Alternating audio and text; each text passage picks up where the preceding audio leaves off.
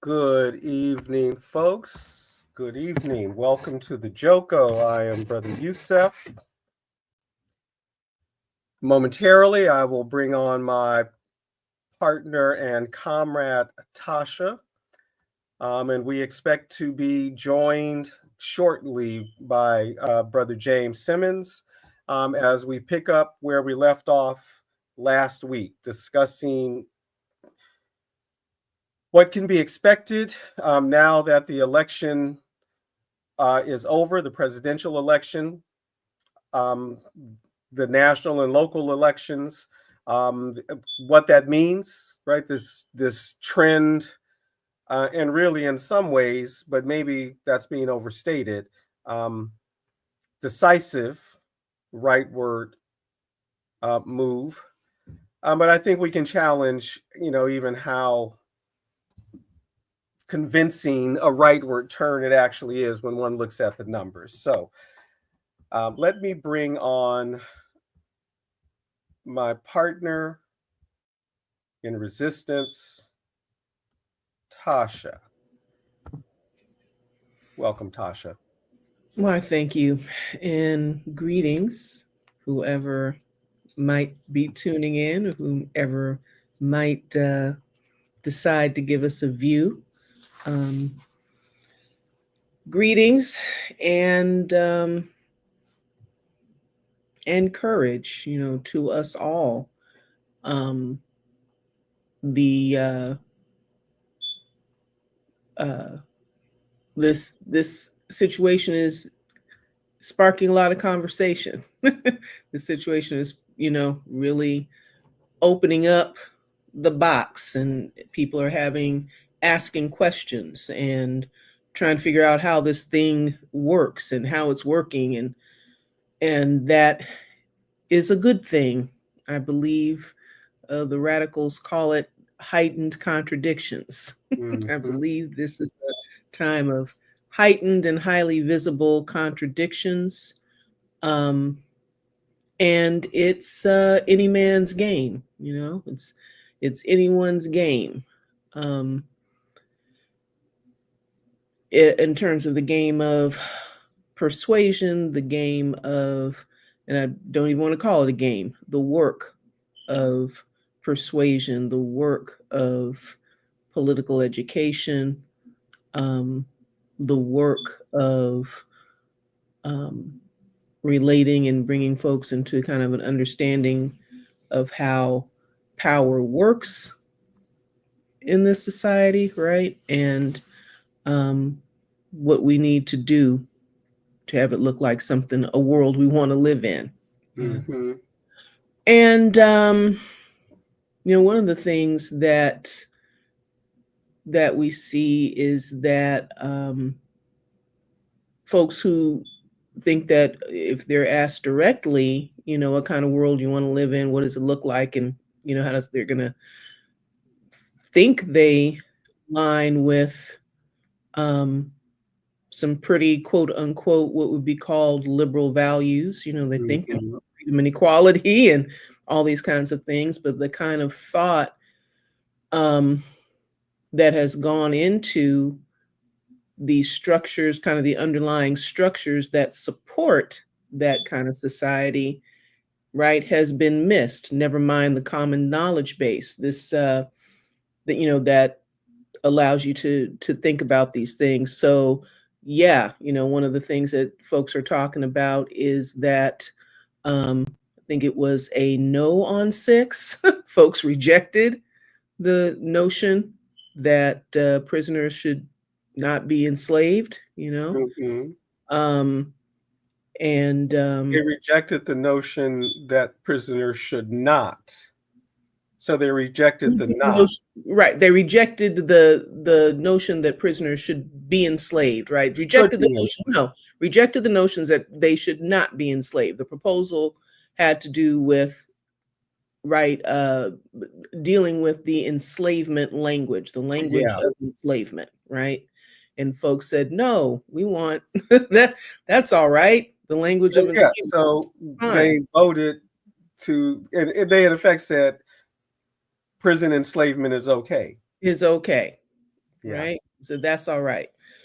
Um, and um, and for interesting reasons, this is something I'm hearing about lately. For interesting reasons. One is the notion that that doesn't, slavery. There is no slavery in prisons. It's a misnomer, and people aren't enslaved. And the notion that the only kind of slavery is the iconic images and Mhm, have to do with agricultural work or of one kind, really picking mhm, cotton is the only mhm, thing that relate to our greatly reduced understanding of what mhm. enslavement is, and then some folks who believe that yeah, folks should suffer. you know And that thing right there, that it seems appropriate, though. I mean, there's something about it, and particularly as we are here in California, um, and that kind, and even though California, as a state, comes into the union as a quote unquote free state, we know historically, that is exactly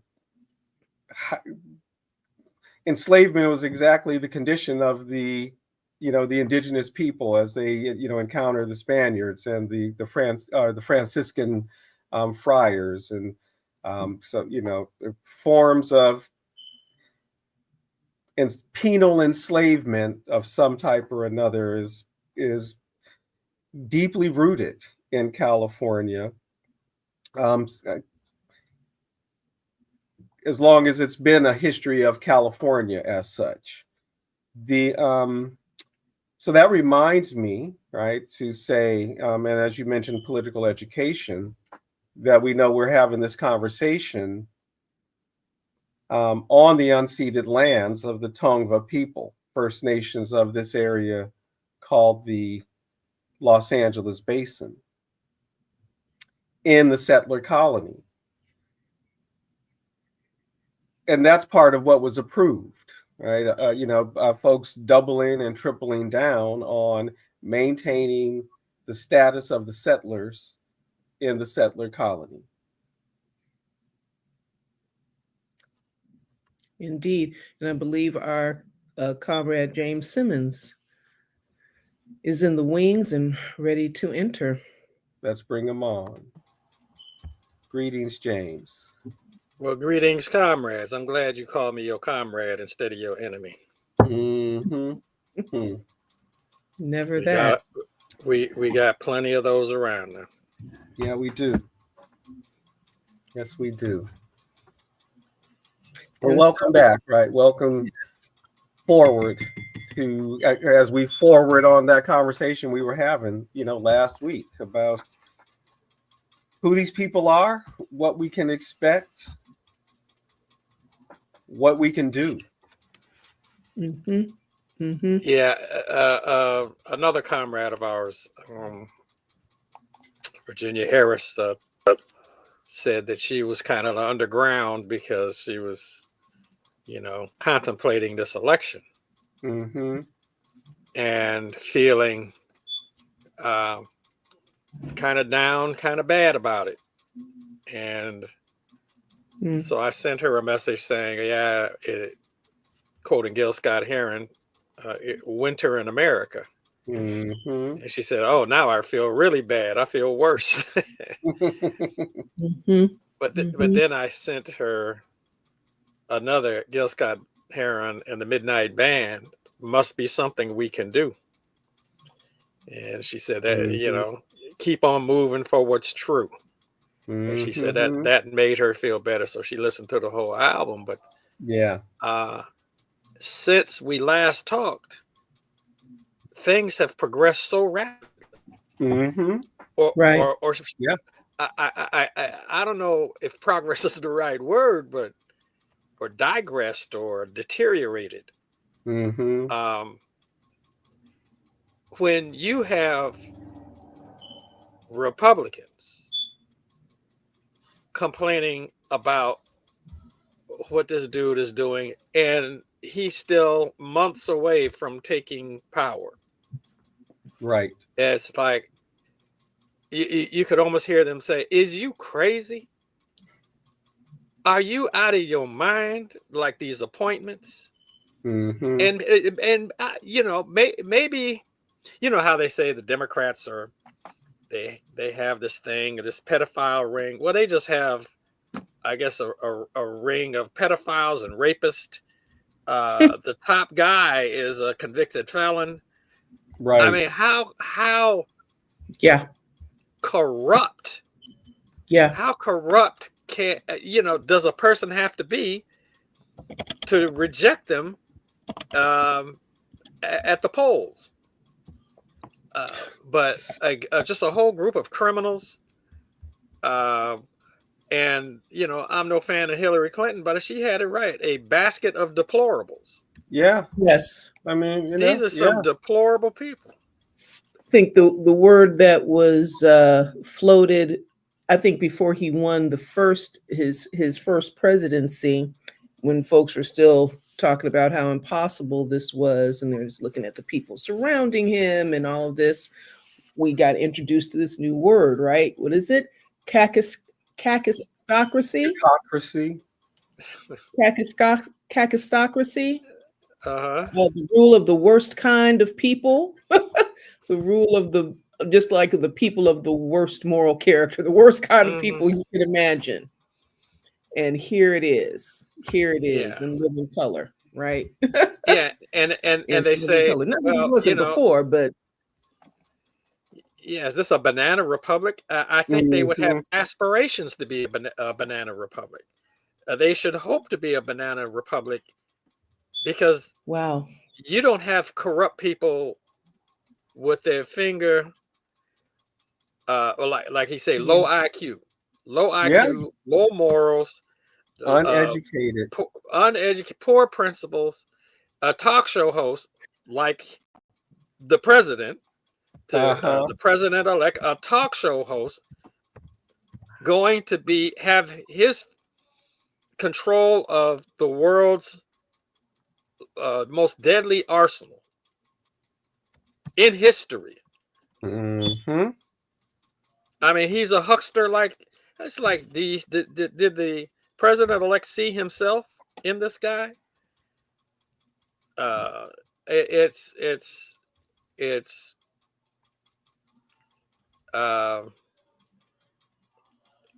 you could say we hope it's not going to be catastrophic, Mm. but I wouldn't be surprised if Hmm. it How was. can it not be? Yeah, how can it not be? How can it not be? And how quick, as you mentioned, James, how quickly, right? Mm. And people are seeing, like you say, even Republicans are like, are you kidding me? You put this person in charge of that? Just yeah, Mm. Mm-hmm. because this Mm-hmm. this person is spiteful, Mm-hmm. cliquish. You love him, he's going, etc. Right? And Hmm. um, I keep thinking about the folks who have been, this is the law and order party, right? For Supposed to be, yeah. so long, right? And it's like these folks are getting cover, right? He's about to pardon himself. Investigations are shutting down. Mm-hmm. Matt Mm-hmm. Gaetz is no longer under investigation. Right? So that should just go. It just goes away, right? Mm-hmm. And a whole bunch of people are about to be released, right? I totally believe that he's going to pardon all the Mm-hmm. January 6th folks, which I guess, I'm looking to see, does this mean what's his name, right? Terrio, right? He's going to get out, right? And everybody else, right? So, yeah. Well, but let's see, and it it could happen, but like Hmm. Hitler and the brown shirts, what did Hitler do to the brown shirts? His most violent, ardent supporters. He had them massacred. That's right, he did. He had them massacred because they didn't fit to what he was trying to do. So um, Mm-hmm. these people who may be an embarrassment to him, they may Hmm. wind up stuck behind bars or disappeared. sent to an island somewhere. So they want. But there's no telling. But there's no telling. There's Mm-hmm. no telling right now. Mm-hmm. He may pardon himself, or someone may be creative and say, you know what, you are not fit to be president. They Mm-hmm. might bring you have all these creative legal minds, Mm-hmm. and hopefully not a lunatic like that nut from Georgia who Mm-hmm. tried to impeach Biden before he was even in office. And he didn't commit a crime, but you have someone who is a convicted felon who committed crimes, and even though he's immune, Mm-hmm. someone may come up with a creative way to deal with that, and it might be a Mm-hmm. pitched battle for months or years. Mm-hmm. But and again, the disaffection within his own ranks, uh, I think it's still kind of up in the air. Mm-hmm. Uh, like Gil Scott Heron and the Midnight Band said, "Must be something we can do. Mm-hmm. Mm-hmm. Mm-hmm. We didn't come all this way just to give up." Mm-hmm. Right. So Surely that. Surely yeah, that.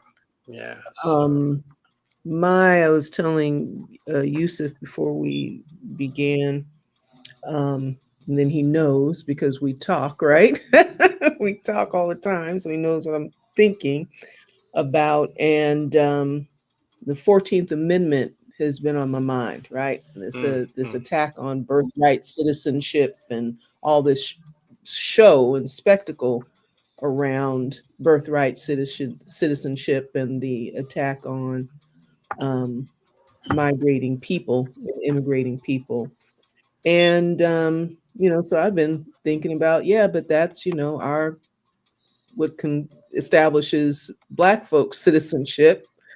And, and I know that the the discussion about how the 14th Amendment has been attacked and undermined and whatnot relative to our civil rights has been in these obvious ways. The uh, uh, just the withdrawal of federal support from for reinforcing Black folks' positions and the ways of at the state level just negating whatever the 14th Amendment provided as supported by a Supreme Court, right?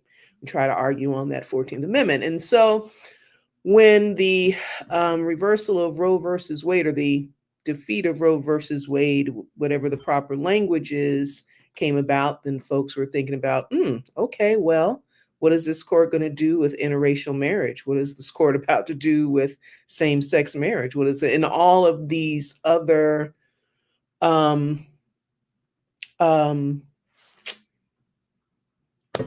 civil liberty kind of really important uh, um, uh, civil liberty decisions, that kind of shape how Americans have come to expect to live in a multiracial, multi-group, multi-everything society, right?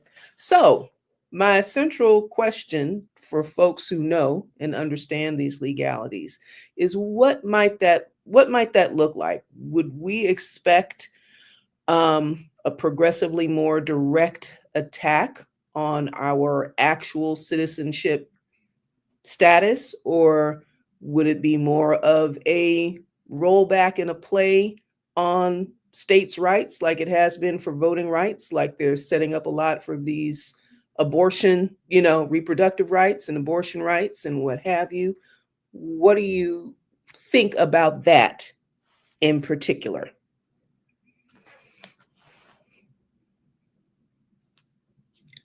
I think you're muted. Yeah, you're Uh, muted. There we go. I got it. So, like Clarence Thomas said, um, the overturning Roe v. Wade, or overturning of Roe v. Wade, and the Dobbs decision, which uh, if it didn't eliminate this idea, and I think it probably has to the most part, eliminated the idea there's a constitutionally protected right to privacy.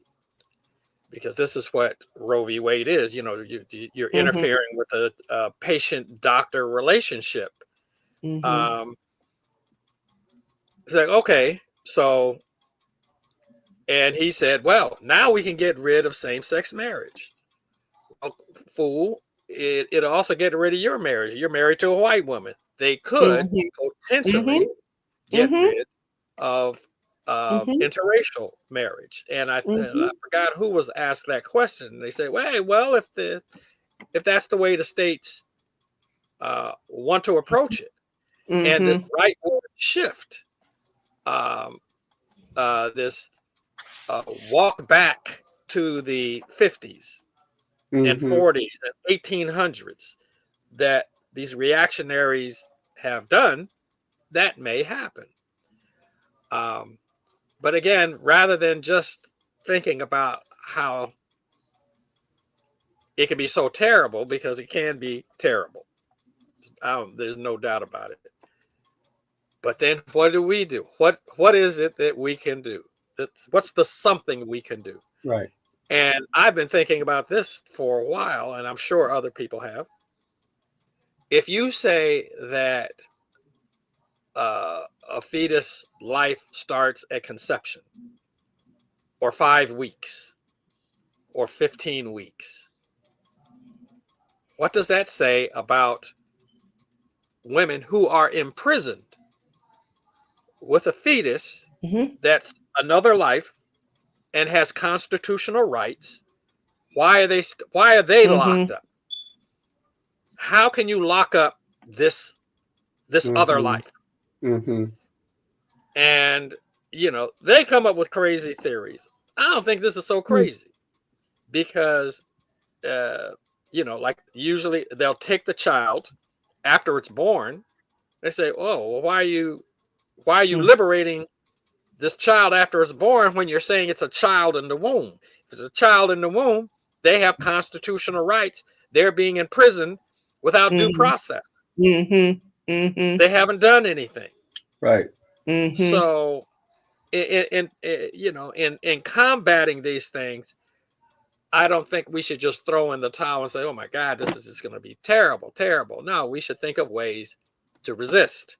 Again, on all levels. And, for those people who have the skill and the talent and the resources that can engage in this battle, I think they should. And if that doesn't work, will something else work? Yes. And is that a crack, a point of contradiction within their ranks? Because you mentioned Clarence Thomas, right, in a mixed marriage, but he's not the only one. Mitch McConnell is married to a Korean woman, right? And there are others, right? J.D. Vance himself, right? Right. And I've seen this on some of their target lists, right, of what they're going to get rid of, and interracial marriage is on that list. For some of these, various groups who feel empowered now, that they're on their way to chipping away at this.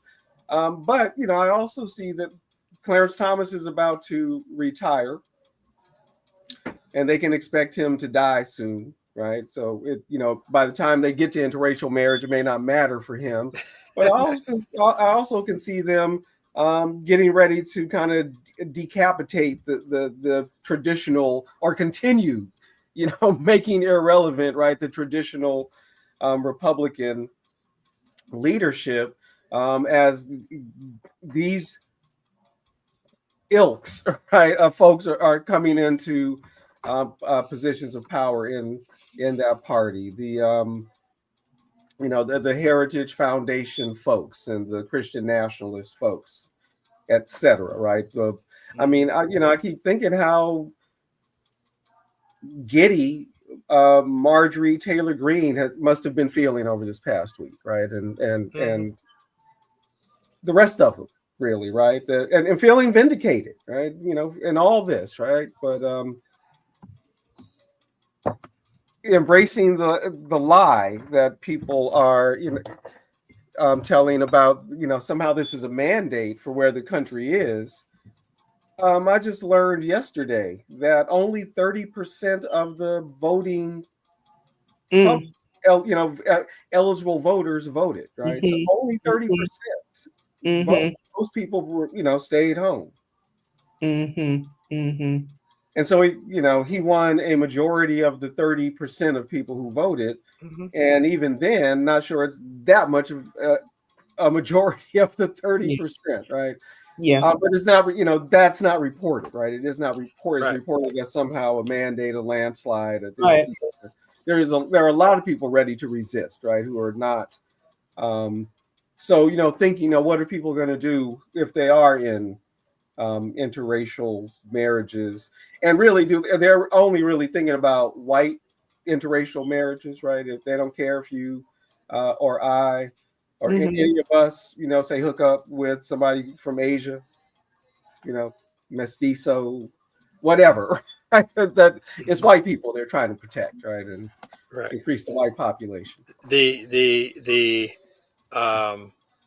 coloring of the white population, the Mm-hmm. Mhm. elimination of the white population Mhm. by through uh, intermarriage, Mm-hmm. which is something, the great replacement theory, um, the browning of Mhm. America, Mm-hmm. is something Right. that's very dear to some. Who's that Miller, that nut Mm-hmm. from Santa Monica Yeah, High School, Mhm. from uh, yep, right Mhm. at home, a so to speak. rabid racist, Mm-hmm. rabidly racist, and uh, if he had his way, I'm sure this would be a white ethno state. Mm-hmm. Uh, if he had his way, If he had his uh, way. if Trump had his way, I'm sure it would be a white ethno state. Yeah. Um, but again, we have to think about how to approach this attack on rights. Mm-hmm. This guy may be in here for 4 more years. He may try to pass a constitutional amendment, declare a state of emergency, do Mm-hmm. something to stay in there longer, He's or already floated the idea. yeah, or leave it in the hands of a JD Vance Yeah. or somebody else that we don't even know to continue this project, this reactionary project. So Mm-hmm. um, Yeah. one thing Yeah. I wanted to no, I'll wait on that. But also this thing on the street. Mm-hmm. Um, I was at I was in on Santa Monica Boulevard on Saturday, and saw the Trump caravan, You bunch saw of the big trucks. caravan, okay. Yeah, Mm-hmm. big trucks with the flags and stuff, and it reminded me of, remember when the Biden bus was going down the highway and they got surrounded Mm-hmm. by the Yeah. MAGA caravan with the big, with those kind of trucks, those kind of flags, those kind of banners, trying to intimidate. Then they went to West Hollywood and screamed at the people and threw things, Exactly. Mhm. Oh, they were used throwing things at the people. at the Okay. people. Yes, I didn't know that part of it. Okay. Mhm. yes, and my position on community defense. Mm-hmm. I think it is, and people have been calling me. It's like, what do we do? It's like, this is we're late. We're Mm-hmm. late, Mhm. and it's not just what happened uh, in West Hollywood. I don't know if you all saw the story, but at Beverly Hills High School, Mm. the I didn't. MAGA, the MAGA people were celebrating. They were celebrating the Trump victory at Beverly Hills High, Mhm. and there was a Black Student Union meeting. I guess some of these people left the rally and the celebration and went to try to intimidate those people at the Black Student Union, because God knows they might be discussing critical race theory, or they're attacking, they're anti-American, they're separating, and they're racist against white people. And those young people said they were terrified. They had never thought they would ever see anything like this, bamming at the door, just like they did in remember the 2000 elections with the Bush during the counting of the votes, just like they did at Maxine Waters' office, or well, they tried to do at Maxine Waters' office, just like they did at the park. I can tell you my experience. This besides this right-wing push within the government, outside of the government, there's even this other kind of right-wing push that's trying to that is bent on trying to terrify folks, and whether it's whether they're Nazis, whether they're Klan, whether they're just good old right-wing Americans, there's been this shift that makes it acceptable to engage in the kind of behavior that is a walk back again to the 50s, 40s, 30s. And pretty soon, if we see, and we have seen an increase in lynchings, we have seen an increase in murders, but then we've seen an increase in these laws and this reaction. You see people voting because they think they're going to get something out of the deal. And they say, yeah, I know he's crazy and he talks crazy, but he's funny and he's, these various things. It's like lively or whatever. He's reflecting change. He's authentic. That's what he's authentic. That's the most unauthentic person. I mean, come on. What the hell? A complete lack of critical thinking. A complete lack. No substance. No substance at all. Shoes, watches. I mean, has there ever been anybody in government who just he would sell his ass, I'm sure, if he could. Or yours and mine. Oh, definitely. If he could. He's that kind of guy. In addition to being a fraud and a criminal, he's a huckster. He's a huckster. That's right.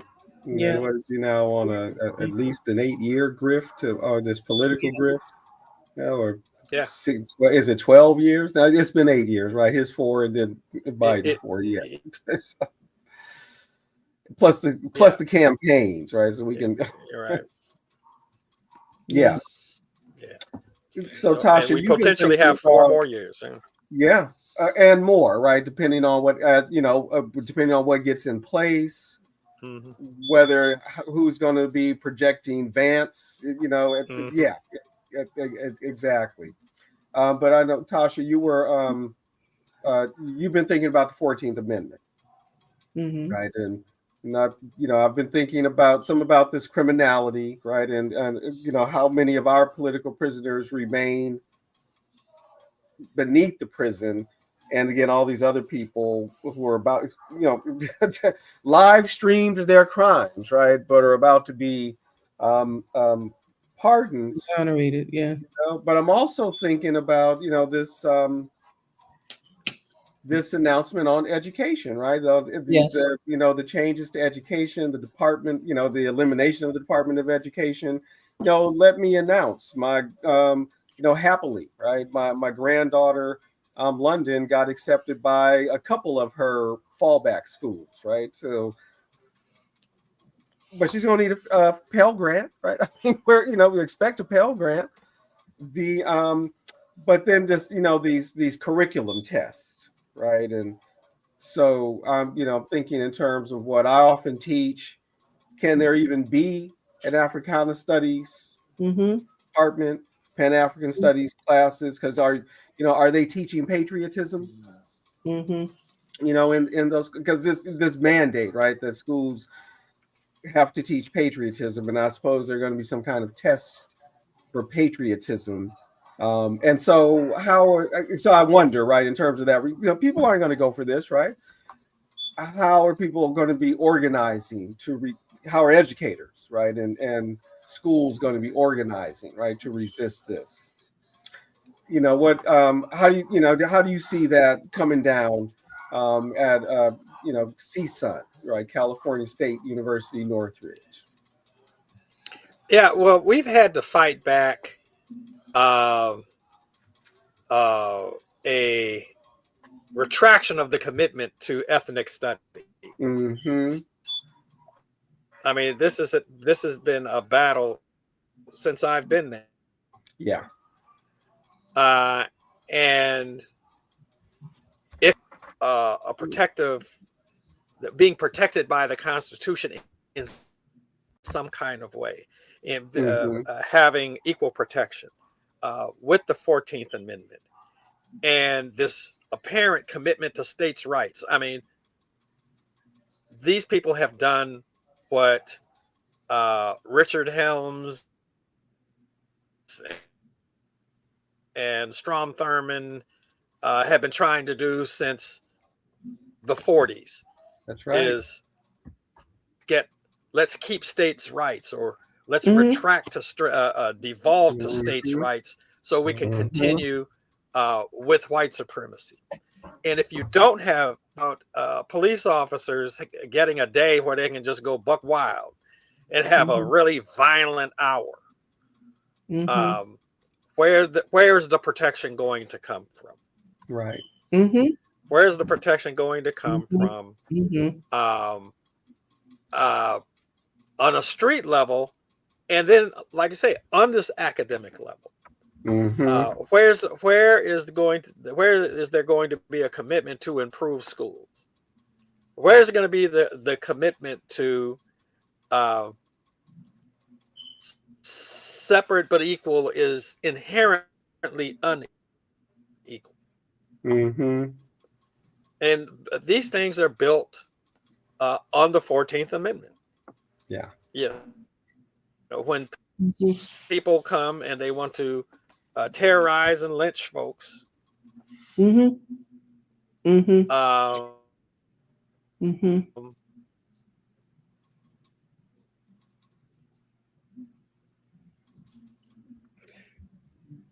how do you get a response during the Cold War? But there isn't a Cold War right now. Mm-hmm. There's no Cold War. You don't have that balance. It's like, turn away from communism because what we have here is better. Oh yeah, well, this Negro problem, we got to fix that. Mm-hmm. And still not fixed. And where is that counterbalance? Where's that counterbalance going to come from? Mm-hmm. I think is the question. So yeah, as a policy issue, as a policy question, how are we going to defend that? How are we going to defend the Africana Studies Department, the Pan-African Studies Mm-hmm. Department, the Black Studies Mm-hmm. Departments, the Chicano Studies Departments, Women's Yep. Studies? The Where is that women's going to? departments, These yeah. people are committed Yeah. to Queer women studies, should have right? babies. Yeah, Mhm. queer studies. Where's that Oh, commitment going to come from? yeah. If if the leadership, both in the executive and the legislative, well, not both, but all of them, the judicial Mhm. branch is committed Yeah. to To- white male supremacy. Right. Where is that balance, that counterbalance, going to come from? Yeah. And it's not a nation of laws; it's a nation of Trump or It's the nation whoever. of Trump. Yeah. And of whims. Mhm. Tasha, uh, you're in the schools, right? And I'm just thinking about last year, right? You had a somewhat long-term position, right, in ethnic studies, right? African American studies and was it Latino studies? Mhm. So how I'm just curious, seeing it at the high school level, right? How this is going to impact, right, what you do or what the people, the classrooms you're in. Well, I mean, I think that I'm first of all, I have a few responses to that, and the first response that I have in terms of what do we do with the attack on Hmm. liberatory uh, thought, which I think goes hand in hand with fascist regimentation anyway, Hmm. attack on Hmm. the intellectuals, the artists, Hmm. any kinds of any kind of work that's done that um, supports folks thinking critically and and diversely um, and inclusively in all of these different kinds of things and just freeing the mind, anything that resists regimentation of the human capacity, of the human energies, all of your energies regimented to draw more wealth and power to the right to the folks that lead the Yeah. state. um but in terms of, I'm interested in how we are able to create um ways of distributing that knowledge. How do we Hmm. take control as the institutions are attacked, as the individuals are attacked, and all of that? What are ways that we can also build outside of institutions? And it's not a all or none. And I've talked about, uh, Khan Academy of of for folk and of liberatory studies. Hmm. And also just the one of the recent examples that we've seen during the 80s and 90s, kind of the the way the study group movement took off because Hmm. of the in Black communities, because of the presence, the involvement, the direct engagement of a certain set of Black intellectuals and scholars, or that were in the community, that were in our bookstores, in our churches, in our Hmm. having to and it set off a wave of however you whatever you want to critiques of that might be, of folks who were interested in, first of all, it was a bit pro-intellectual. They're interested in a certain set of questions and whatnot. But the point is, we were localized. We were in our enclaves. We were, African Minds United, if you will, not Hmm. as a specific space, but as a concept, this network of study groups and whatnot, even what was it, the Melanin Conference and whatnot. These things were Hmm. grassroots. These things were kitchen Hmm.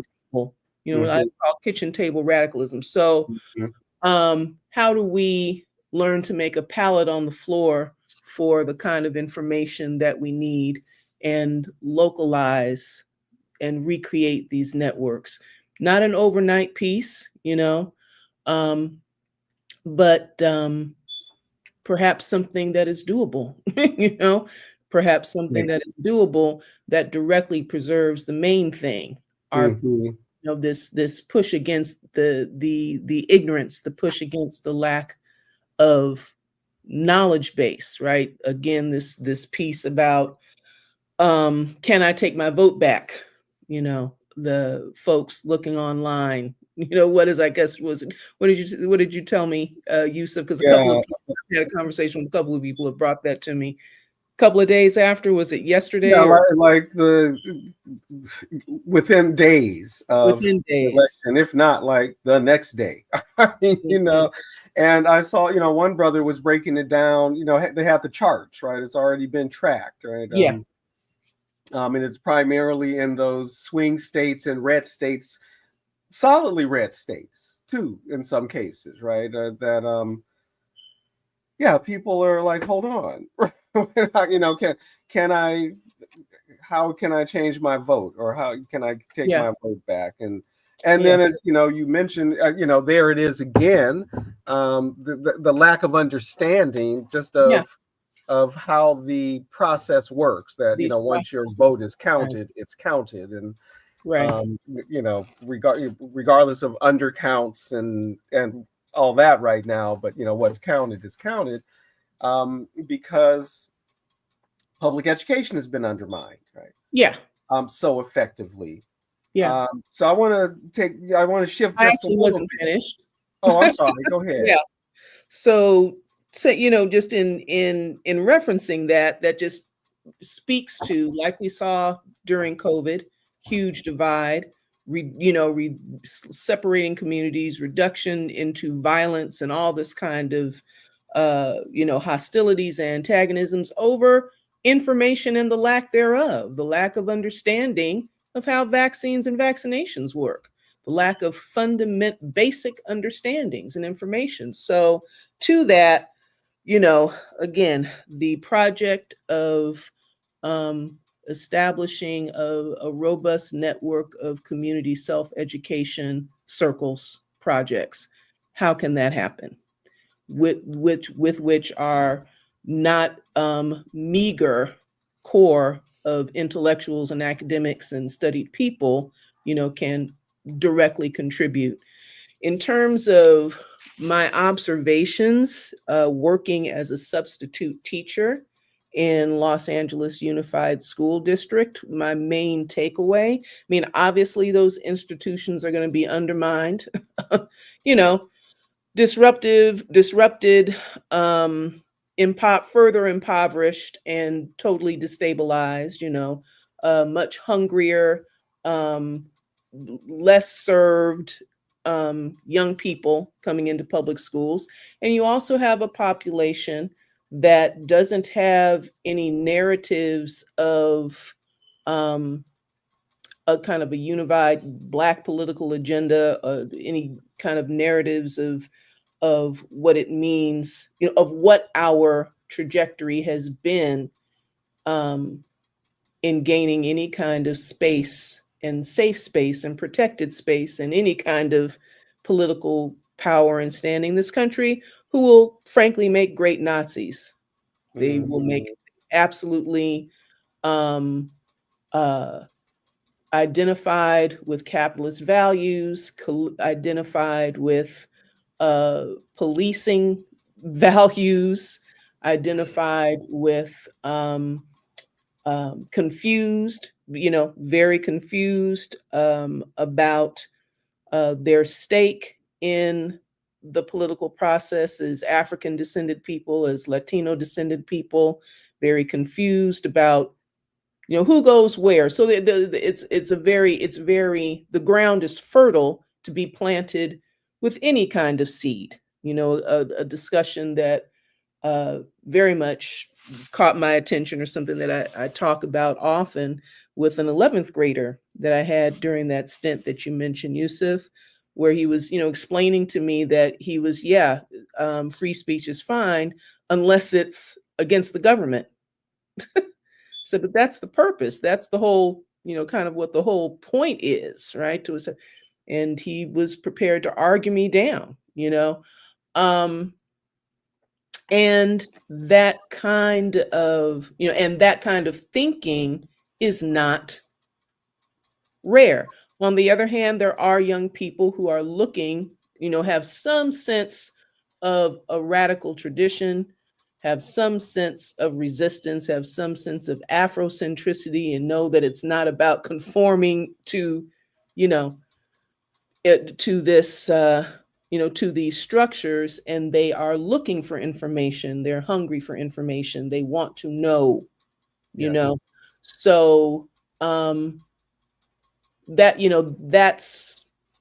that's what's there, and really, our what's happening with our kids in the schools, a reflection of what's happening with us, with the adults who are younger than us, young adults who are parents of these children, Mhm. so I think that's, that's my 2 cents. How do we, and mainly, Well, I think there are more of those kids who are looking for the radical traditions, right? And more than the kid who's, yeah, but you can say anything but something against the government, right? Which, yeah, I agree is widespread, but not majority, right?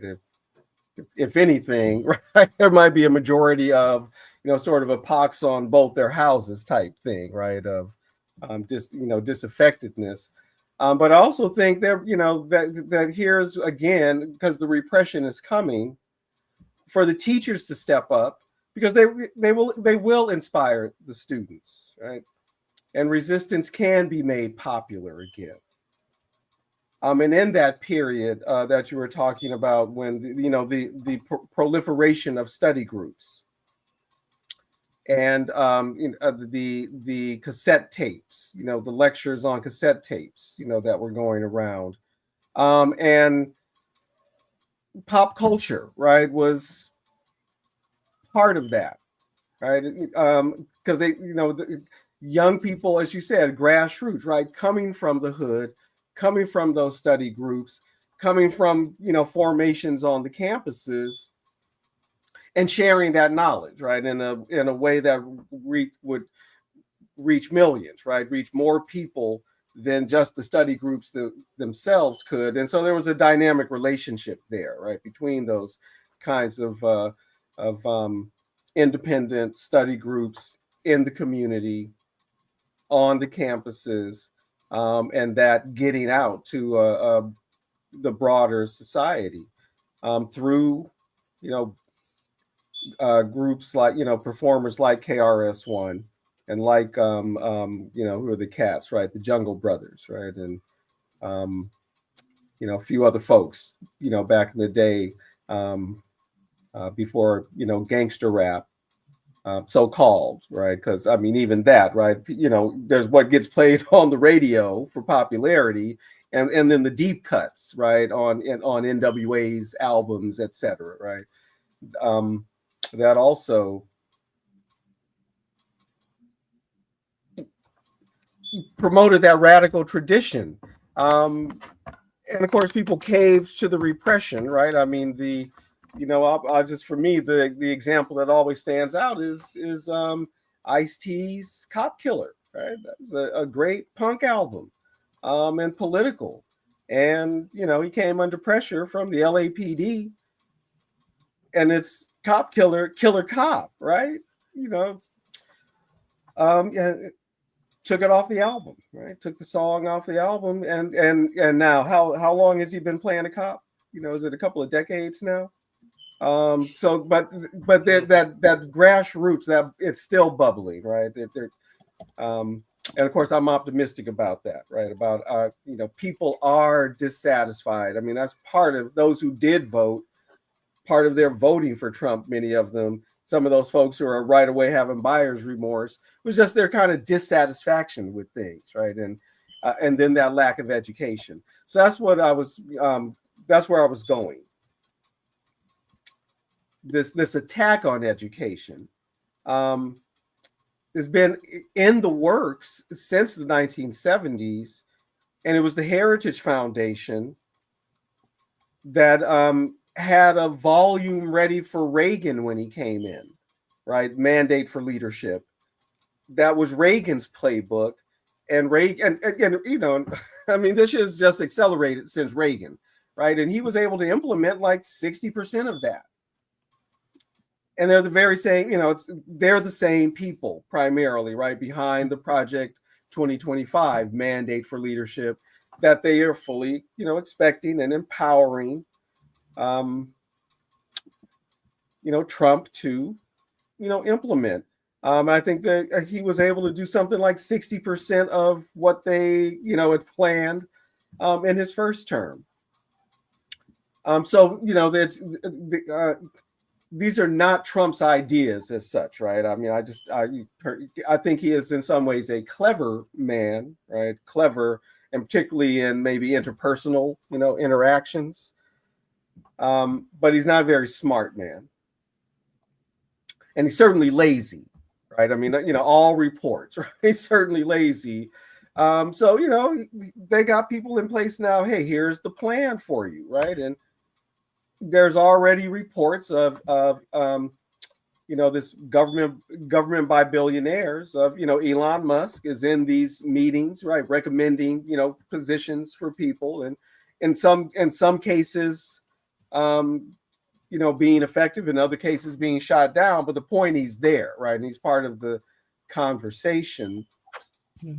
And that's also, though, some of the internal tension, right, as they're making their plans, right, of jockeying for a position, which billionaires, which of these foundations, which of these counselors and whatnot, are going to hold sway by the time of the what do they call that thing, the inauguration.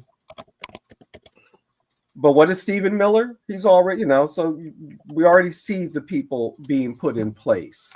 And they are groups of people, James, you've been, referencing this directly.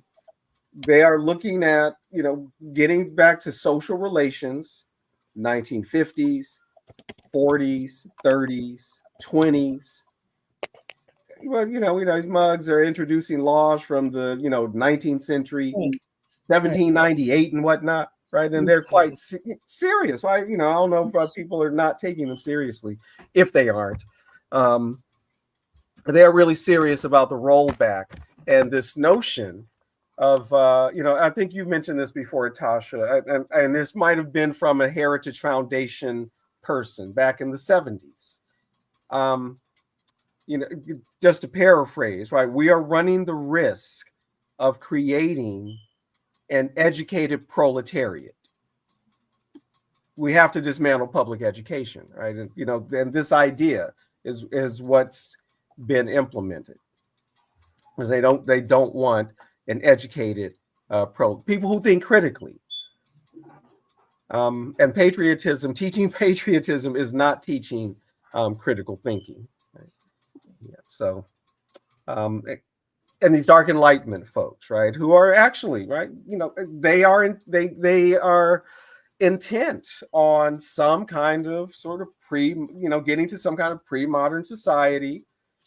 Peter Thiel, right, on record, not denying it. Right, there's a fundamental for his philosophy. There's a fundamental contradiction between freedom and democracy, right? And so if you can't, we got to get rid of democracy, right, in order for them to be able to exercise their freedom. And we've seen some of the stories, right? People crowing about, well, what is the Nick Fuentes trash from this week? Your body, my choice. This crap, right? This stuff happening on campuses. James, you told us last week. I mean, it was so immediate about these texts that have been going out to Black people, right? Because it wasn't just students getting them, and not just college students. Children and elders, and then also comes out that various Latinx people been getting them about what do they say, curated, right? Curated for the audience, right? Report for deportation type stuff, right? So these people are activated, right? They're activated. This wing of people that's been around for decades. The term I'm hearing of late, right, is this Western civilization chauvinist, right? And Trump has used that language specifically. And these other folks, right, are very serious about the United States as a bastion and really the leader, right, of Western civilization. So all of you who do not represent the West, at what Dr. Cress Welsing called a euphemism for white, y'all just might have to go, right? As they are, that is the ultimate goal, right? To create to make real the fantasy of a white republic. Never existed. in their own, even in Europe, right? They have never existed, but that's the fantasy, right? To make Europe, right? The place named for an Afro-Asiatic princess, right, from mythology. There's never been such a thing, but that's that's the plan, and they, I think, will pull out every measure. And as Chairman Omali Yeshitela often says, they will legalize themselves, right? So if it's illegal now, Right. It will soon be legal. And they make it legal. whole, Yeah. Supreme Court business, in the way I was reading something earlier just in regards to this dynamic 14th Amendment piece. And just the person just made the statements like, it's kind of everything is about interpretation, everything about the 14th Amendment and how it is exercised or restricted has to do with the politics of the Supreme Court. It's all about anywhere it goes, it's about the politics of the Supreme Court. So even in thinking strategically, and tactically about response, and discovering and identifying the things that we can do and will do. I mean, we've fought and prevailed throughout. We will fight and prevail again. Yeah. But that understanding the terrain, and again, this thing of preparing our communities for the psychological impact. For the psychological impact. And I think, people are, there's of course, there's a lot of talk now about despair and panic and all these different kinds of things, with, various segments of the community, but some folk, don't have we don't have a clear understanding of what it means to be, despite yes, we've been living as Black people, we've been living under a fascist, in a fascist mode, and this is how we live, as we have talked about before, and Dr. Horn was talking about today. The living memory of Jim Crow is not right. There are a lot of people, and this is an experience that I've had often dealing with high school populations. Is there's not even a relationship with the iconic images of the civil rights movement. I've had far too many young Black people, ask me if these images of water hosing and dogs and, if that really happened, or is this just a movie? You're showing me, and then not only young Black people. I've had I was actually teaching traditional dance, right, at a summer camp one year. And the lovely cook of the camp, who was a, lower class, quote unquote, white lady, I'm sure somebody would call her white trash behind her back, or whatever it is they like to say, and her daughter was there helping her, that summer, and she participated in the programs that I and Latina girl put together for the kids, centered around politics and dance and culture and whatnot. And she had the same questions. Did that really happen? 18-year-old young woman. Is that real? So just in terms of these what's that we can do, and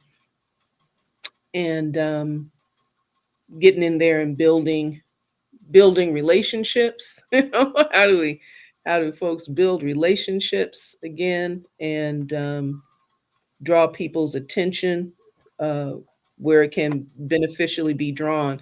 And having said that, attention where it can beneficially be placed, James, I would ask you, what are some of the what legal precedents would it be good for folk to understand now, as we're watching, these kinds of dynamics unfold? what are some of the, kind of key legal precedents and cases, and right, that would be good for us to learn about and understand. Well, for me, that's hard to say because, like I said, this situation is developing very rapidly, and it's, trying to anticipate what they're going Mhm. to attack next is kind of hard for me to predict.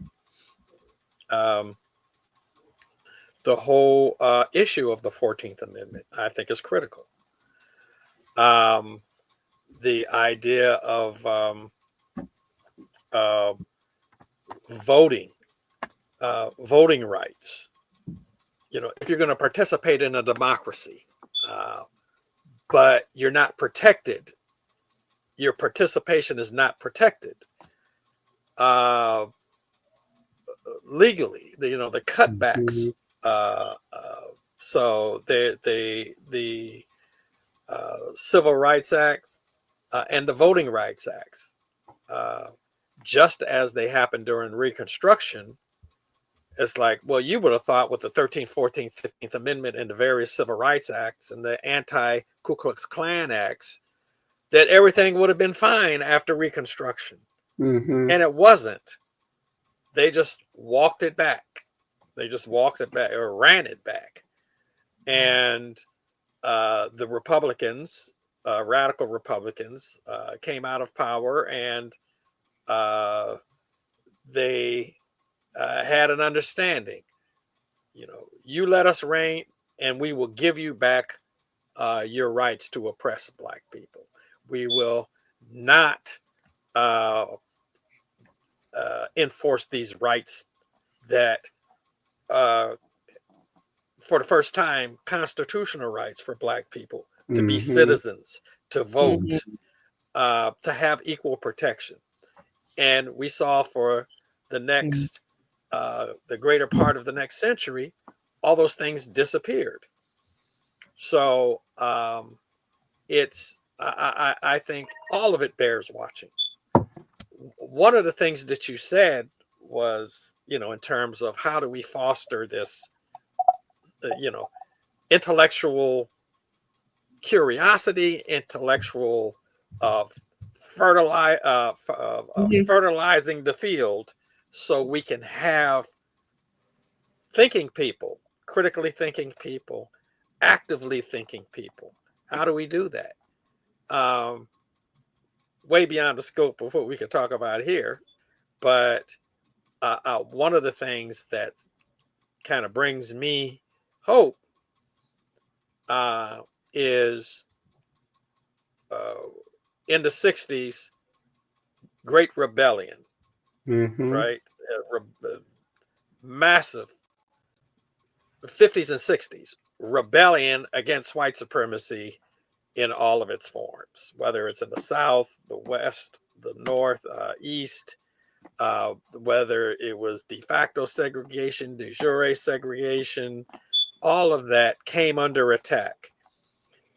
Um, and kind of there was a pushback from the government uh, under Nixon.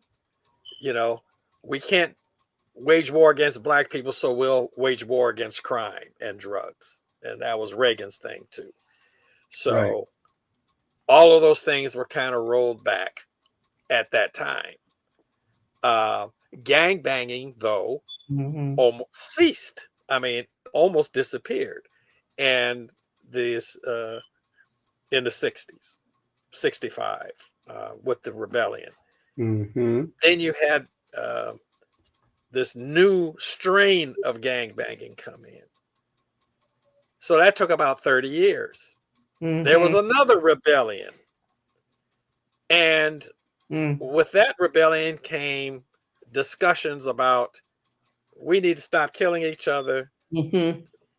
You saw unprecedented peace Mhm. and Mhm. uh, Mhm. uh, community unity.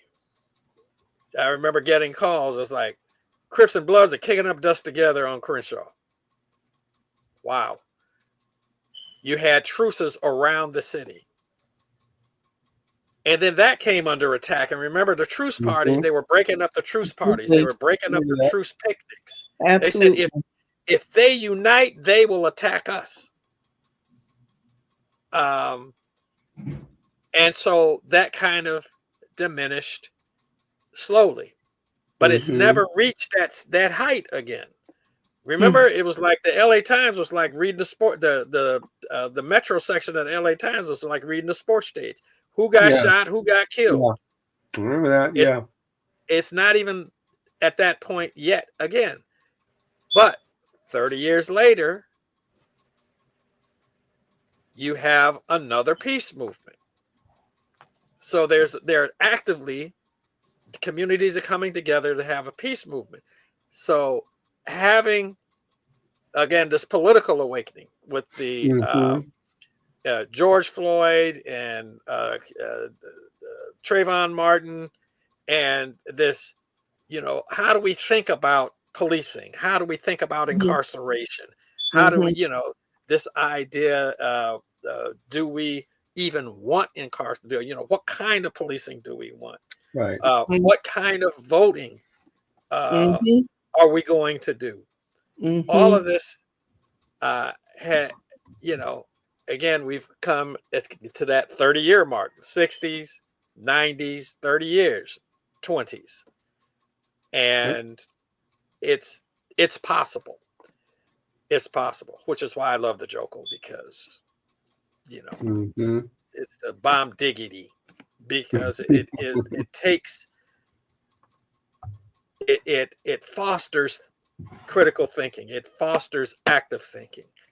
And even if it's planting seeds, like when you were talking before, I was like, now's the time we should take a station break and ask for commitments.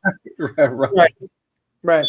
We're not in that place yet, but that's what it feels like. And just as our comrade Jitu Siddiqui did, just as you're doing, it's like you drop seeds, just what I tried to do in my neighborhood.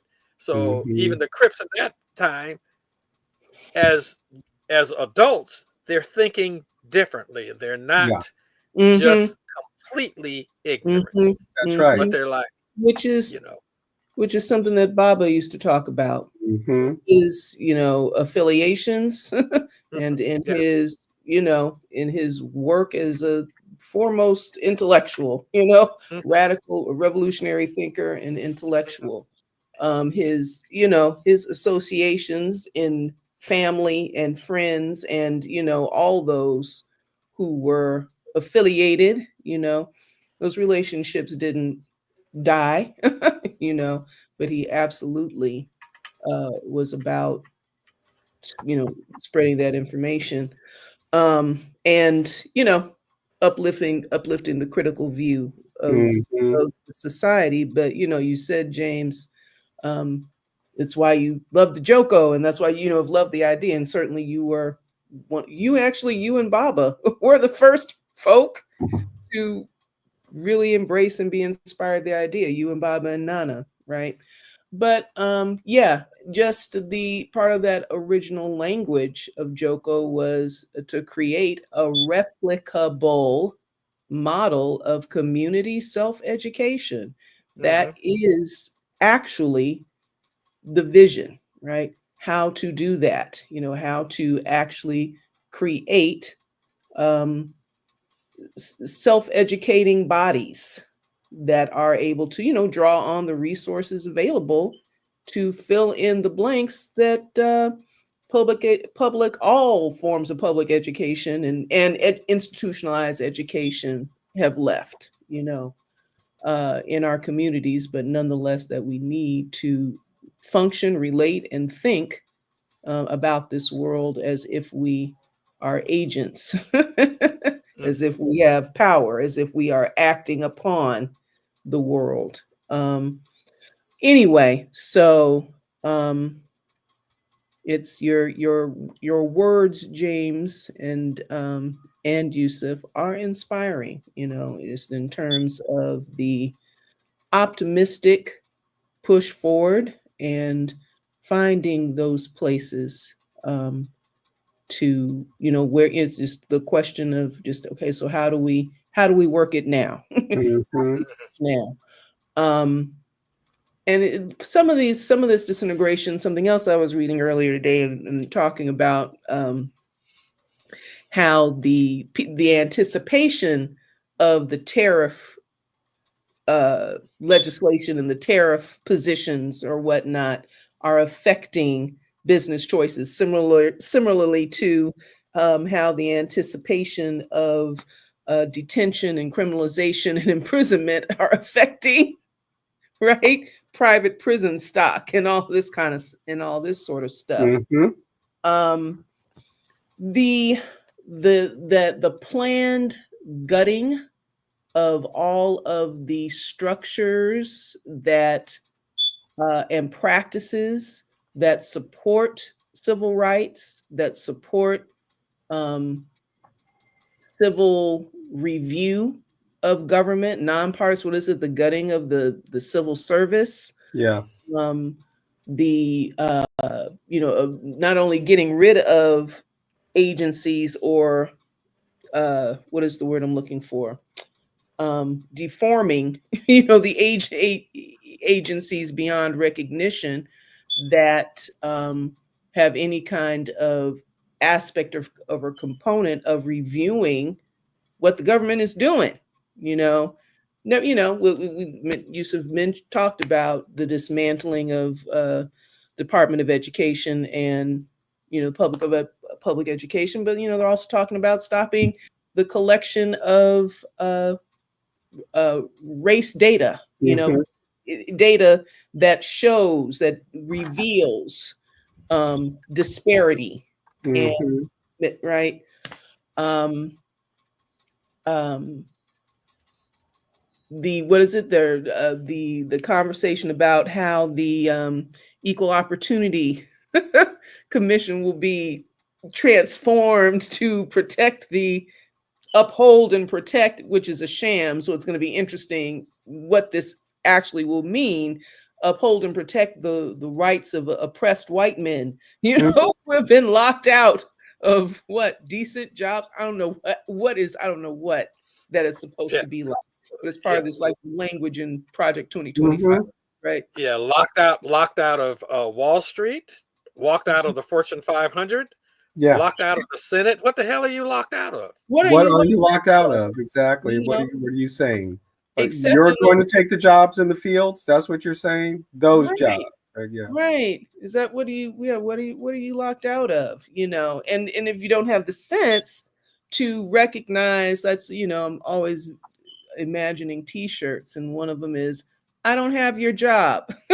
I don't have your job. I don't make your job. I don't be Mhm. mad at the people who, the be mad at them. Be mad at the people who have taken your jobs to places where they don't have to um, conform to any kind of regulation and rules and workers' rights or whatnot. Right. These are the questions that you need to be asking, because yeah, they've been asked out and tricked out and um, uh, uh, forgive me struggling with words. There's a reason for that shall remain unnamed, Mm, but um, the um, uh, the ways that non-wealthy whites have been tricked out of, I guess, their post,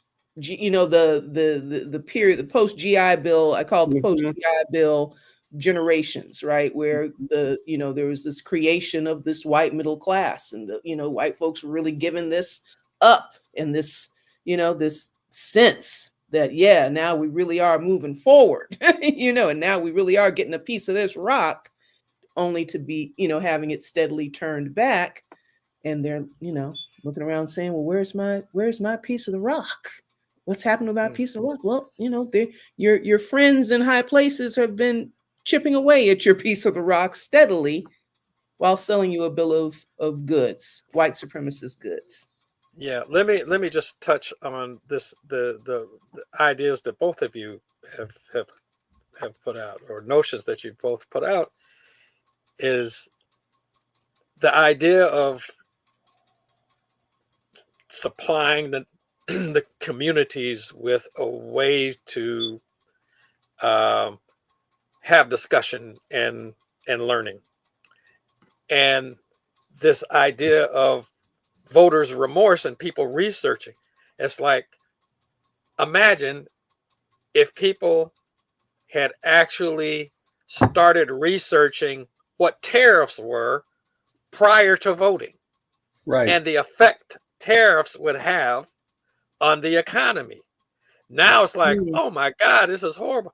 But Elon Musk said, oh yeah, we're going to change the economy. It's going to be great. For who? Right. And it's going to be terrible for how long? Temporarily. Temporarily. Again, temporarily for who? Permanently for who? You're going to deport millions of people?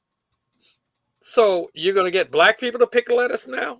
Right. Those are the black jobs. Those are the black jobs now? The jobs y'all What used you to do? have when you were in the fields and when you Yeah. were cleaning hotels and cleaning the slop buckets. Right. That's the way Right. it was So in the 50s and the 40s and the Right. 30s.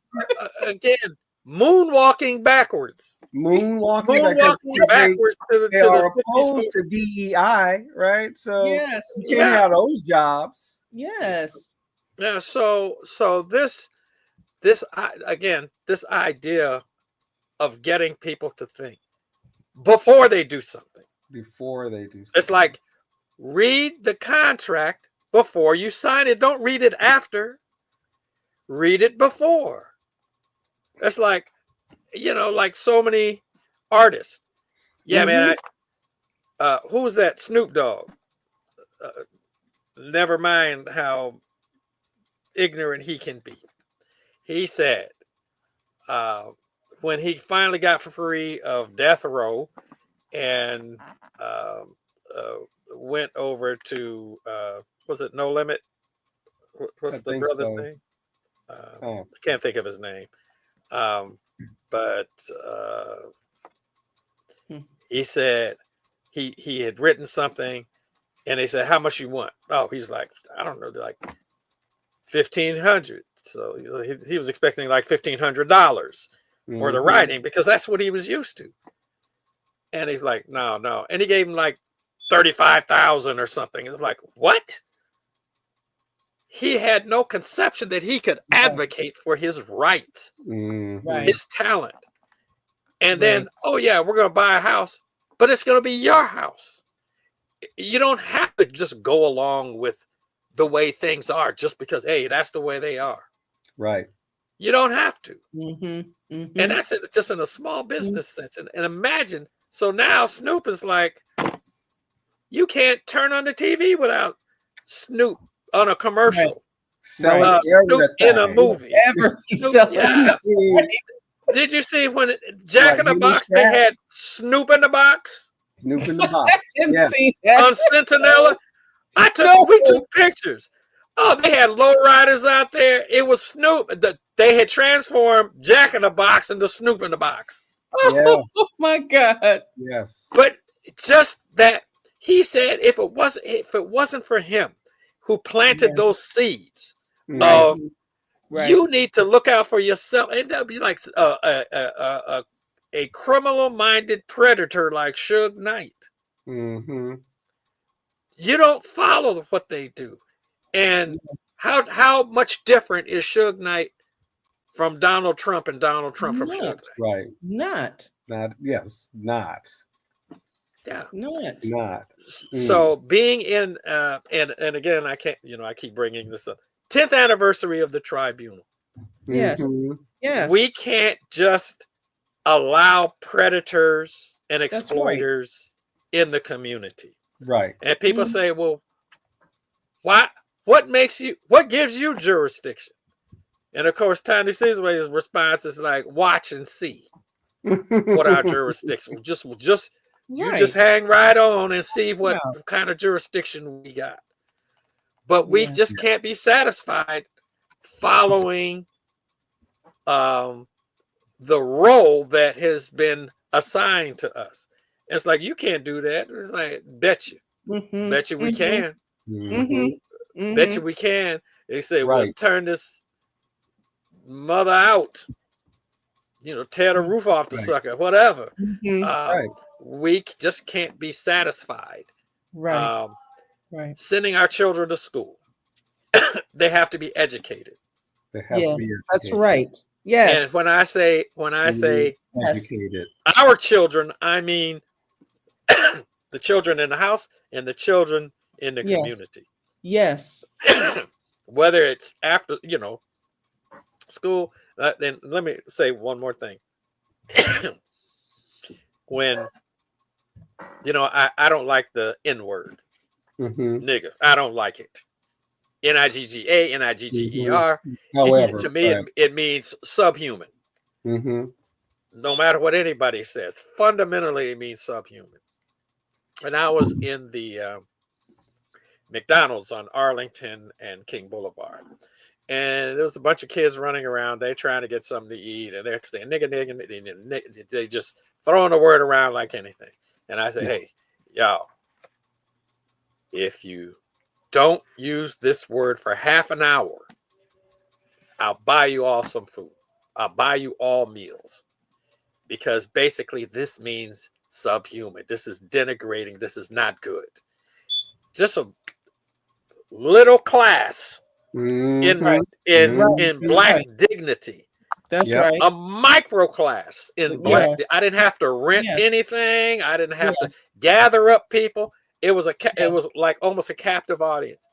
And those little buggers for half an hour did not use that word. They found a way. They found a way. Right. And they were so grateful. Yeah. They were so grateful. And I had forgot about it, because sometimes I go and get some friends. And I went into that place, I'm riding my bike. And I saw somebody, and he looked at me, and he rode his bike away real fast. Next thing I know, I'm surrounded by a bunch of kids. That's right. Yes. And they're looking at me. Yes. Yes. We don't have to. It can be any old kind of way. That's right. That's right. And it could be any old kids and adults. Yes. That's absolutely right. Using folk tales. I remember I was telling my son a folk tale at his mother's home, and she's doing hair.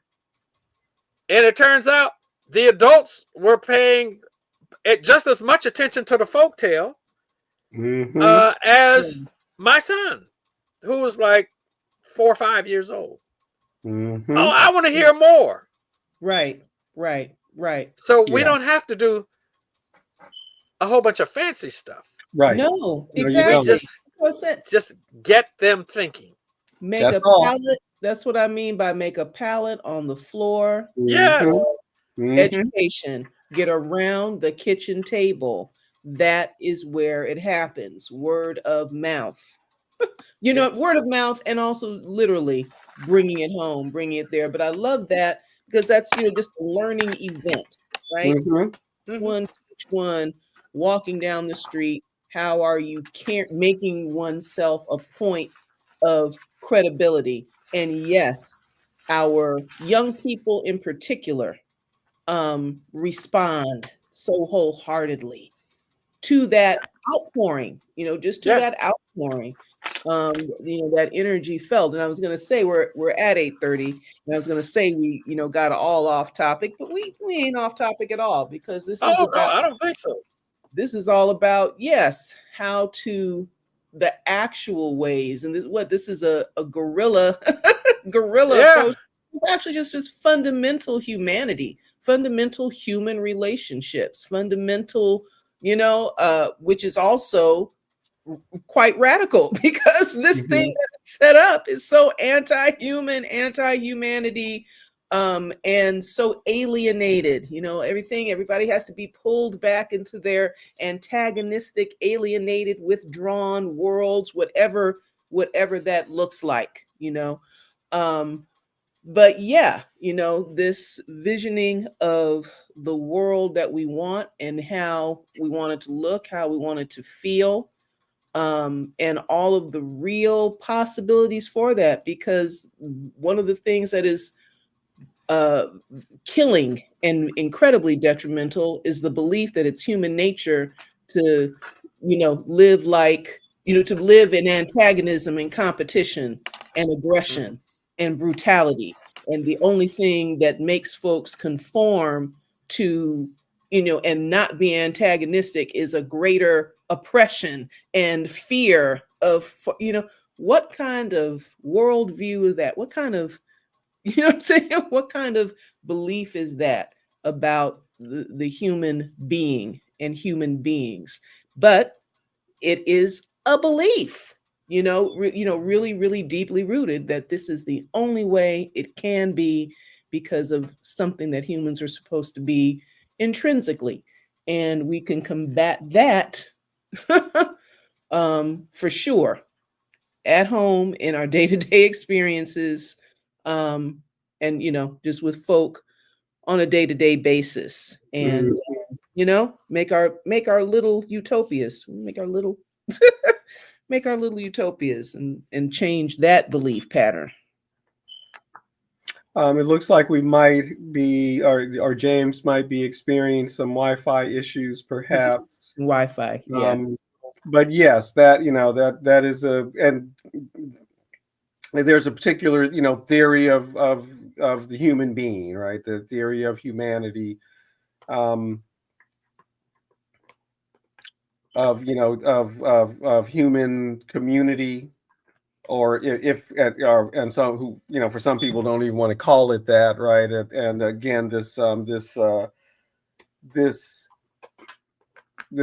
elevating, privileging, centering of the individual over the community and all things, and that self-interest is the most important. And I know there's a range, right, in that philosophical tradition, but yeah, it is deeply rooted. It is deeply rooted in a particular kind of worldview, a worldview that we can attribute to Europe, and particularly modern Europe, coming out of modern Europe, at various extremes, right? Because there's also theories of the Volk, right, and the all this, right, and the nation as such, right. But there, we know from modern knowledge making, right, that in physics, right, it's been demonstrated, what is that principle? For every action there's a reaction, right? In psychology, or psychoanalysis, what is repressed returns. And we know in the political world, right, the social political, oppression generates resistance. And there's going to be resistance, and there's already resistance. And so the thing is, students get organized, right? Teachers get organized. Workers get organized, right? And get organized now. Churches get organized, right? Start organizing the sanctuary communities, the sanctuary states. And I know that Trump has already talked about punishing states and cities that, but you know what, make them do it. I mean, you got to push them, use the democratic space, force the democratic space, right? Not all these judges, even the ones, because if they were all completely compromised, then he would have been in the White House in 20, because he lost all of his cases, even from the judges he appointed, right? There is still going to be some level of commitment to the institutions, right? And Mm-hmm. their proper running. I mean, that's part of the purge they want to participate in, is to get these loyalists, because they aren't all loyalists like that. Mm-hmm. And I still think there are those like these folks in the Dark Enlightenment, Mm-hmm. among others, right? These foundation people, these heritage foundation people, these, we were looking at before we got started the video from Jared Taylor, Mm-hmm. an American Renaissance, Mm-hmm. these people who are openly advocating for a white republic, Mm-hmm. and holding on to long outdated notions of human hierarchies and Mm-hmm. superiorities. Mm-hmm. They're only going to generate resistance, right? So we just got to be organized in our various ways that they're coming for us. People need to get organized, take the space that is available to us now, and really give them no quarter, because they are ready to. We got a couple of months to do what we can before the actual inauguration, Yeah. right? To get things in place. Continuing to educate people, right? Getting the word out. Because I just see people it's amazing what's already happened. And I recall, I don't know how many years ago it was now. I don't think we had even reached the teens yet of this, of the 2000s, or maybe just had reached it. But when those most recent textbooks coming out of Texas, Yes. talking about, Workers. Africans volunteering to come in, all this other crap, right? Removing words like slavery and, Yeah. no real notion of the kinds of, massacres and Right. dispossessions of the. So, Yeah. but what I Yes. recall though from that time, and very quickly in terms of the pushback, those books being adopted in Colorado, and white high school students from affluent neighborhoods saying no, right? We reject these textbooks. We want to know the actual history of our country. And that's going to, folks are going, they're going to resist. I'm already thinking, as I've been watching, this video put out about, the educational policy is okay. What can I teach? Right? What books can I pick Mm-hmm. for? Because I'm picking my books for spring, right? And I hadn't finished yet. I already do the Handmaid's Tale, which just continues to be more and more relevant, right? Absolutely. And clearly not patriotic enough. And maybe there's a problem because it was written by a Canadian. But I'm like, okay, what else? I haven't picked my other books for the lit class, right? So, what can I pick? That is a way of pushing back, right? And getting this, and I'm not sure what you can teach at all, right? Because of, what does this mean? You can't teach the grapes of wrath? I mean, Yeah. I mean, these things, like as James keeps saying, it just remains to be seen. It's unfolding, but I think there's plenty we can anticipate. Not the least of which indication is just the kind of blunt instrument of, if you're not the blunt instruments of, the curriculum passing a patriotism test, you know what I'm saying? The blunt instrument of defunding, or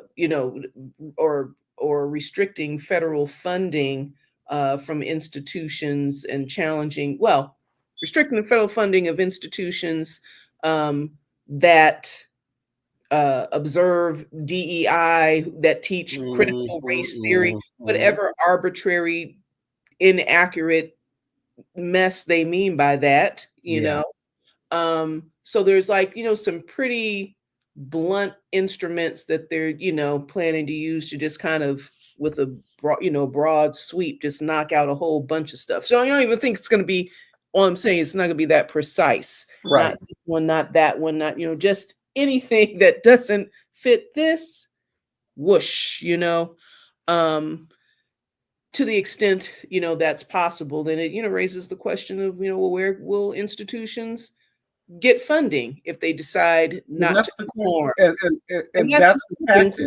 question. Yeah, That's the right. This is the threat, right? You're going to lose your funding.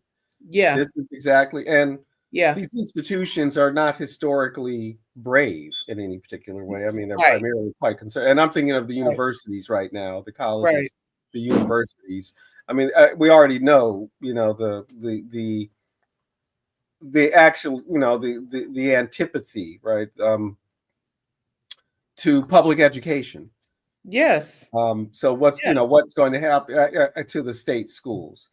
What's going to happen, all the promises to the HBCUs right now if you're getting rid of the Department of Education. And again, yeah, I can't help but focus on the Department of Education as an educator, but I do think about, this, they're going after the EPA, right, yes, Environmental Protection Agency. They're yes, going after the labor relations, yes, right, yes, these other areas that yes. guarantee what is it, the Food and Drug Administration, Administration, right, right. Mm-hmm. um et cetera, right, Yeah, who is it, the puts the blue stamp on the meat, right, the USDA, is that, yay, or right. yeah, Yeah. so you Any kind of regulatory oversight the bodies, regulatory any of these state, things. right, or and I don't even want to say the regulatory state, right, but these regulatory structures that Structures, have right. made such a difference in Exactly. people's lives, Exactly. Over such the that past, there are few people living with a memory of yes, of it before. not be right. Anyway, we're getting closer to 9 o'clock than And not. it's time to stop. Yeah. I know we could keep going, right? But it's getting closer to 9 o'clock than not. And there's so much more to say, and we will continue to say it, right? Because as James indicated, as other folks are doing, this is the resistance. This is a Yeah. channel of the resistance, and one of the Yeah. ways we help to get. So well, this is stuff that we do in our planning meetings. But I have been thinking, for a minute that we got to start, well, you've said this, right? Inviting scholars in, let them do a little lecture, right? Mm-hmm. That we can then just post, right? And Mm-hmm. um, this again, this part, freaking civics education. Right? I mean, just etc. Right, and Mm-hmm. this is the repression is going to produce resistance to it. It's going to as you mentioned earlier, it's going to heighten these contradictions. Some of these class contradictions are already being heightened for people, as we mentioned, right? The regret that Mm-hmm. Trump voters who Mm-hmm.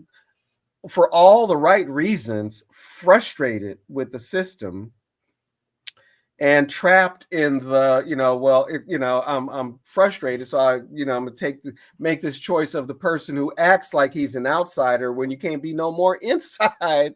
This is who the people have been ruling for. His class, him and his guys. It's just, the madness. But there's already, right, folks, working class folks who are realizing, wait a minute, we got tricked. Mm-hmm. We got tricked, right? There are Mm-hmm. those who weren't tricked, who knew exactly and is what they want. And unfortunately, we know there's that long history of white working class folks accepting the racial compromise, right? That we Absolutely. for Just the middle inequality. class, but Yeah. and even as that shrinks, right? Yeah. We know that. Yeah. But the class consciousness is also the contradictions are being heightened. The class consciousness is being heightened, recognizing that class war has always been conducted and primarily top down. And then all of these other constituencies, the I already mentioned the brother, right? The brother, the gay brother who was like, oh my gosh, these people started calling me out of my name. And I thought we were a MAGA family. There's already, videos, TikToks You gotta of see that. You gotta show Latinos me for that. Trump who are like, Yes, whoa, right. I messed up. I saw one of those You earlier mentioned today. the Muslims for Trump who are like, whoops, all these Yeah, various people. yeah. I haven't heard yet about any widespread, white women for Trump as Expressing such, regret. right? Yeah. Not yet anyway, right? Uh-huh. Um, but again, it was not the mandate it was made out to be. Yeah, Only 30% of those eligible to vote yeah. bothered to vote. At least 15 million people stayed home. Mhm. And Mhm. then there's still votes coming in, right? Mhm. So Mhm. he may have got the electoral college and even the popular vote, Mhm. but and fewer people vote. Well, I just said But that, the right? word It was not mandate, the in other words, turnout. this landslide mandate, this kind of all of that language So is not that we're has to be resisted. considering. Yeah. Yeah. We have to be able to say no, it wasn't. Only Mhm. a Yeah. minority of people voted for Yeah. him in this Yeah. country, right? Yeah. Um, Yeah. that has to be, and even regarding all these, as you mentioned, that the what was it, Proposition 6, Californians basically voted for prison slavery. That's Mhm. okay. Mhm. All right, you know, Mhm. we gonna keep going anyway. So Absolutely. Yeah, that, these ideas that need to be challenged. Again, the mhm, need for an intellectual culture, and not siloed yeah, spaces for intellectual discourse, that's only appropriate to this space and that space, but, how to foster a culture of discourse and yeah, exchange and analysis and you know what I'm saying? Where folks have that opportunity, from yeah. various sources to come up on their information, to evaluate information, all this kind of stuff. And it's ambitious, Yeah, it's not an overnight piece, but it's the thing that has to happen, right? It's like you thing that can't has to happen.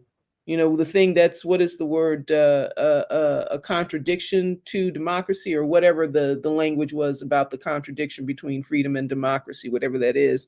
But the thing that undermines democracy is that is that lack of information, is It's ignorance, the is lack of it's you can't ignorance. Exactly. exercise a choice that you don't know you have. You Right, can't. exactly. How can you function if you don't know Exactly. how the thing works? How can you And the engineered ignorance, right? The engineered engineer ignorance. ignorance, and The which has nothing to do with intelligence. No, Ignorance and intelligence have nothing to no. do with nothing, It's are not related, it is because some not really, knowing. really bright people, sharp people, great with logics, great with, what I mean, are full-throated and upholding nonsensical and Mhm. fundamentally, really just fundamentally uninformed positions, you know. Fundamentally uninformed. Yes. And anyway, so there's got to be time, space, and intent and intentional, Yeah. um, right, Right. analysis and conversation, but not at 9 o'clock. It's time now No, to not at go. 9 o'clock. That's right. And continuing to promote, the ideas, the values, the practices of that African radical tradition, Yes, the indeed. indigenous radical tradition, right? Yes. Runaways and renegades. This is what we're Mhm. about, right? Yes, it is time to say goodnight. It's time. Um, so, YouTube world, thank you. Thank you for hanging with us. Almost 2 hours tonight. We want you to do all the things. Please subscribe. Please like. And please share. And then share again a couple of days later, right? Keep us in the cycle. We will be back. I expect we'll be back next week. I don't have anything extra, it's the next Thursday. And we'll see if we're back with another guest. We're still trying to get our brother Harakuti Dawood to Yeah. come and talk about voter Mm. suppression, and reparations, right? Because he Yeah. can, do both of those things, and whomever else we're able to get in and continue this conversation, and being a place to get the information out and challenge, information that seems spurious, and um, at least think about how we know these things to be true, and what makes them useful and relevant to our liberation and our liberatory practices. So the Joko thanks you. And everything I said, if you're watching on Facebook, that goes for you too. Please share, please like, do those things. Anything you want to finish with, Tasha? There's nothing to finish with. We'll be in this conversation for the foreseeable future. There'll be a conversation to be had about the intentions of this regime and how they're Mhm. fulfilling those intentions and how people are being affected. Um, and how folk are resisting. How folk are resisting And it how folks are resisting. and finding, yes, and finding the ways to have success in that, Mhm. in that pushback and in that resistance. And so, looking forward and going forward. And I think that's all there is. So folk, Mhm. um, be well and beware, not beware, be well and be upful, right? And Mhm. continue to vision, even as we are dealing squarely with the hardship that we are faced with. And, Yes. you know, don't gloss over. There's not, you're not going to, Yes. you know, there's no pretense here, but there is, just there's strength to be built, and we will build it, and we can remember, we'll draw on our resources of memory and the stories that have been preserved about how people have risen to the occasions and have, right? Mhm. We That's have resisted this thing so long as it's been a thing, you know? right. That is absolutely right. Yes. Okay. Because I mean, literally the other way of looking at it, they have to come in with these blunt instruments, and so many people have described this as white supremacy's last stand and whatnot. Mhm. And the reason why the last stand is there is because of our success. It's because of the Mhm. success of uplifting truthfulness, the success of uplifting the desire for a righteous world, a just world, an Yeah. inclusive world, right? That's literally what they're pushing back on: truth, righteousness, inclusiveness, Truth, harmony, in the interest of righteousness. preserving their tribe. Not only preserving their tribe, because that in itself is not that's not a quote unquote evil. It's the preserving of your tribe in a fantasy that includes the exclusion and oppression and degradation and extraction from every other tribe. That's the problem. Mhm. Yeah. You know, that's the problem. Exactly. Yeah. You know, That's right. so we we sally forth. We sally forth. We Right. can say this, and I've heard several people make this point, and actually, and I will name her to give her props. I believe Rebecca Watson, who has her own YouTube channel. Mm-hmm. I think it also goes by Skepchick. Mm. And the way she put it, right? The United States voted for fascism, Mm-hmm. and that indeed the only people to vote against fascism and overwhelmingly vote against fascism was Mm-hmm. Black people in this country. Mm-hmm. Overwhelmingly Right voted on. against fascism, regardless, the narratives about however many Black men, Right. voted for Trump. Right. However many more Black women, voted for Trump. Right. The real fact is Is Black people overwhelmingly voted against Trump. And I'm not even going to say for Harris. right. Definitely voted against Trump, Against Trump. recognizing the danger. Mm-hmm. And that's across genders, that's across ages of who could vote, right? Black people could see what was happening, and have been the least. How should I put this? The least in despair, right? There certainly has been the oh Lord, what's coming, but the least, and not staying there for very long. Like, okay, but we know who these people are. We've, as you just said, we've been dealing with this for a long time. So, props to Black folks in this country, Mm-hmm. who recognized and did what we could to keep this from coming in. That is actually going to make it worse for everybody. Everyone. I mean, just that, right? Everything has gotten worse, and I've already seen things as we're actually getting close to 2 hours now. But Yeah. I've already seen things, folks. Like, okay, look at the people who are being assigned, these war hawks, these super Christian Zionists. They're already talking about annexing the West Bank openly. Things got worse for Palestinians, not better. We know who supports the genocide, and some more aggressive genociders have been emboldened. And so, folks knew what they were voting. Black people knew what they were voting against. Yeah. So here we are. Yeah. We're going to keep going forward, just as you said, right? Organize, organize, organize. Each one teach one. It's the time to resist is now, simply put. So we thank you again. We will see you in a week, and keep resisting, right? Keep fighting for freedom. We are winning. This is why this is happening, because we are winning. Tasha, I'll see you in a minute. All right, everybody.